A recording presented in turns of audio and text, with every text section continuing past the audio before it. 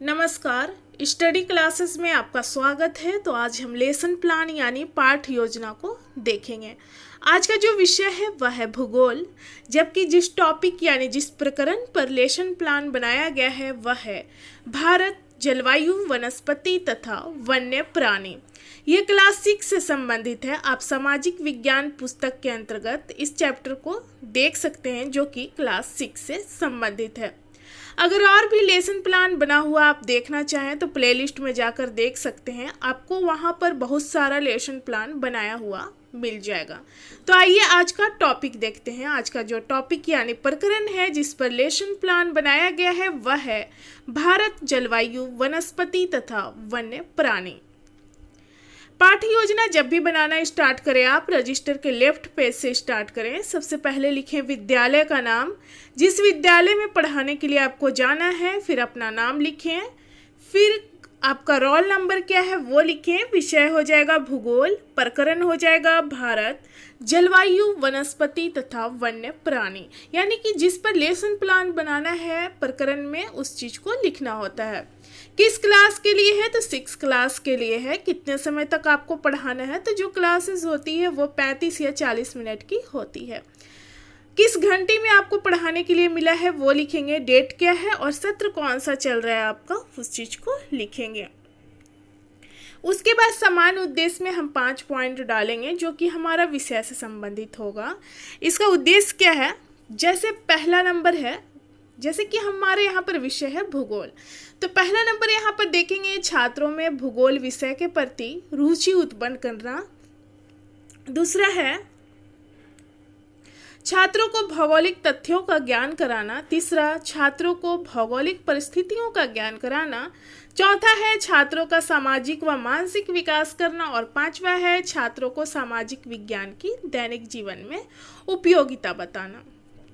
उसके बाद विशिष्ट उद्देश्य में हम 5 पॉइंट डालेंगे जो कि हमारा प्रकरण से संबंधित होगा, यानी जिस टॉपिक को लिए हैं हम लेसन प्लान के लिए। इसका उद्देश्य क्या है इसको हम यहाँ पर देखेंगे। पहला नंबर है छात्र जो है मौसम व जलवायु से संबंधित घटनाओं से परिचित हो सकेंगे।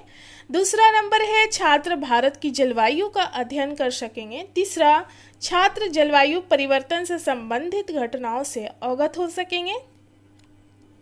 चौथा नंबर है छात्र भारत की जलवायु, वनस्पति तथा वन्य प्राणी से संबंधित विषय को चार्ट पेपर द्वारा प्रदर्शित करने का कौशल विकसित कर सकेंगे। जबकि पांचवा है छात्रों में जलवायु, वनस्पति तथा वन्य प्राणी से संबंधित पत्र पत्रिकाओं को पढ़ने की रुचि विकसित हो सकेगी। उसके बाद हम राइट पेज में आएंगे। सहायक शिक्षण सामग्री, यानी कि आप पढ़ाने के लिए किन किन सामग्री का प्रयोग करेंगे उस चीज को यहाँ पर लिखेंगे। तो पढ़ाने के लिए चौक, डस्टर, मॉडल, चार्ट, संकेतक और अन्य शिक्षण सहायक सामग्री का प्रयोग किया जाता है। किस विधि का प्रयोग करना है तो व्याख्यान एवं प्रश्नोत्तर विधि हो जाएगा। पूर्व ज्ञान में हो जाएगा कि छात्र जो है भारत की जलवायु, वनस्पति तथा वन्य प्राणी के बारे में सामान्य जानकारी रखते हैं, यानी कि इस टॉपिक पर उनको पहले से थोड़ी बहुत नॉलेज है। वर्ग व्यवस्था में हो जाएगा छात्र अध्यापक या अध्यापिका जो है अपने सुविधा के अनुसार वर्गों को व्यवस्थित करेंगे। उसके बाद प्रस्तावना का पॉइंट आता है। इसमें 2 कॉलम आपको बनाना है, एक छात्र अध्यापक या अध्यापिका कथन और दूसरा छात्र संभावित उत्तर। इस प्रश्न की संख्या आप 4 या 5 रख सकते हैं और लास्ट प्रश्न में आपका टॉपिक निकल कर आना चाहिए जिस टॉपिक को आप पढ़ाने वाले हैं। ये प्रश्न क्लासरूम में किया जाता है बच्चों से और बच्चे जिस तरह से उत्तर देंगे उसी से अगले प्रश्न का निर्माण किया जाएगा, यानी कि प्रश्न और उत्तर जो है एक दूसरे से संबंधित होता है। जैसे यहाँ पर देख सकते हैं छात्र अध्यापिका प्रश्न करती हैं छात्रों से कि हम लोग किस ग्रह पर रहते हैं, तो छात्रों के द्वारा उत्तर आता है पृथ्वी पर। दूसरा प्रश्न है पृथ्वी जैसे उत्तर है, पृथ्वी पर क्या क्या है तो पेड़ पौधे, पहाड़, पर्वत, वन्य प्राणी आदि। तीसरा प्रश्न है पेड़ पौधे, घास इत्यादि को किस नाम से जाना जाता है तो छात्रों के द्वारा उत्तर आता है वनस्पति। चौथा प्रश्न है वनस्पति का जीवन किस पर निर्भर करता है तो जलवायु एवं मौसम पर। पांचवा प्रश्न है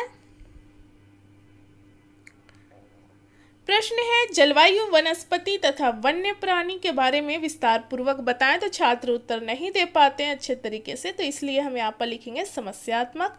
और देख सकते हैं हमें जिस टॉपिक को पढ़ाना है वो टॉपिक यहाँ पर निकल कर आ चुका है।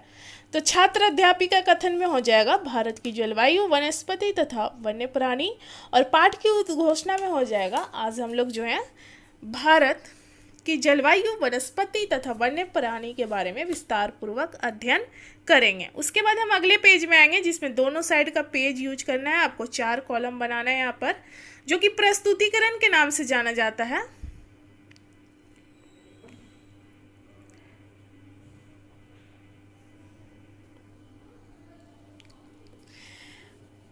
पहला कॉलम है शिक्षण बिंदु, यानी कि आपको चैप्टर से पॉइंट को उठाना है जिस पॉइंट को आप पढ़ाएंगे बच्चों के सामने। दूसरा कॉलम है छात्र, अध्यापक या अध्यापिका क्रियाशीलता, यानी कि उस पॉइंट का जो क्लासरूम में आप एक्सप्लेन करेंगे उसको दूसरे कॉलम में लिखना है। तीसरा कॉलम है छात्र क्रियाशीलन, यानी कि क्लासरूम में छात्रों का किस तरह का व्यवहार रहेगा, किस प्रकार उत्तर देंगे, उसको तीसरे कॉलम में लिखना है छात्र क्रियाशीलन में। चौथा कॉलम है श्यामपट्ट कार्य, यानी कि ब्लैक बोर्ड वर्क, आप पढ़ाने के समय जो यूज करते हैं ब्लैक बोर्ड, उसी तरह से यहाँ पर इस कॉलम में लिखना है। आप चाहें तो ब्लैक चार्ट पेपर यहाँ पर यूज कर सकते हैं। तो जैसे पहला पॉइंट है भारत की जलवायु, तो इसे देखेंगे हम। किसी स्थान अथवा देश में लंबे समय के तापमान, वर्षा, वायुमंडलीय दबाव तथा पवनों की दिशा व वेग का अध्ययन व विश्लेषण जलवायु कहलाता है। भारत में उष्णकटिबंधीय मानसूनी जलवायु पाई जाती है। मानसून शब्द की उत्पत्ति अरबी भाषा के मौसिम शब्द से हुई है। मौसिम शब्द का अर्थ पवनों की दिशा का मौसम के अनुसार उलट जाना होता है। भारत में अरब सागर एवं बंगाल की खाड़ी से चलने वाली हवाओं की दिशा में ऋतुवत परिवर्तन हो जाता है। इसी संदर्भ में भारतीय जलवायु को मानसूनी जलवायु कहा जाता है। एक्सप्लेन करने के बाद छात्र अध्यापिका जो है बच्चों से प्रश्न करती हैं कि मानसून शब्द की उत्पत्ति किस शब्द से हुई है। तो मानसून शब्द की उत्पत्ति जो है अरबी भाषा के मौसिम शब्द से हुई है। यहाँ पर देख सकते हैं छात्र क्रियाशीलन में कि छात्र जो हैं ध्यानपूर्वक कक्षा में छात्र अध्यापिका द्वारा पढ़ाए जा रहे कथनों को सुनेंगे। और श्यामपट्टकार में देख सकते हैं कि भारत की जो जलवायु है, भारत में उष्णकटिबंधीय मानसूनी जलवायु पाई जाती है। और जलवायु किसे कहा जाता है, यानी कि किसी स्थान पर अनेक वर्षों में मापी गई मौसम की औसत दशा जलवायु कहलाती है। अब दूसरा शिक्षण बिंदु हम देखेंगे भारत के प्रमुख मौसम।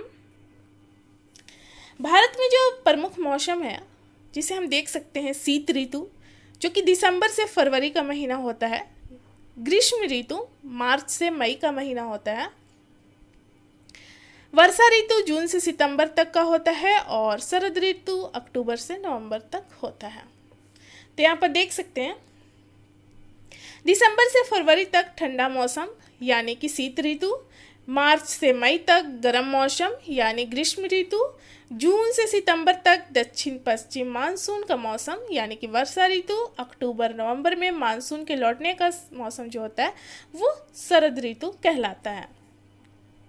शीत ऋतु में हम क्या देखेंगे कि ठंडे मौसम में सूर्य की सीधी किरणें नहीं पड़ती, जिसके परिणाम स्वरूप उत्तर भारत का तापमान कम हो जाता है। ये शीत ऋतु में होता है, जो कि दिसंबर से फरवरी का महीना होता है। ग्रीष्म ऋतु यानी कि मार्च से मई का महीना, गर्मी के मौसम में सूर्य की किरण अधिकतर सीधी पड़ती है और इसमें हम देखते हैं कि तापमान बहुत अधिक हो जाता है। तीसरा देखेंगे दक्षिण पश्चिम मानसून या वर्षा ऋतु, जो कि जून से सितंबर का महीना होता है।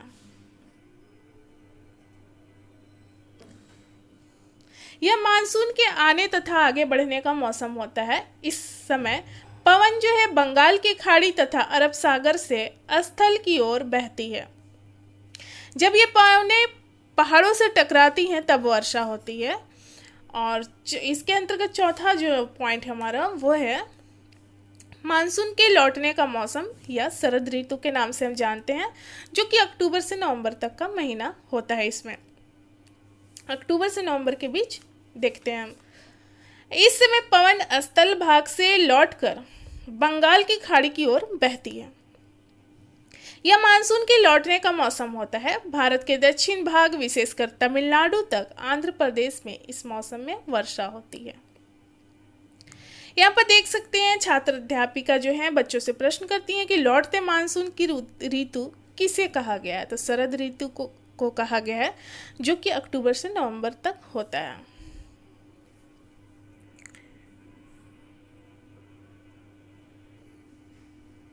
तीसरा शिक्षण बिंदु जो है वो है प्राकृतिक वनस्पति एवं वन्य प्राणी।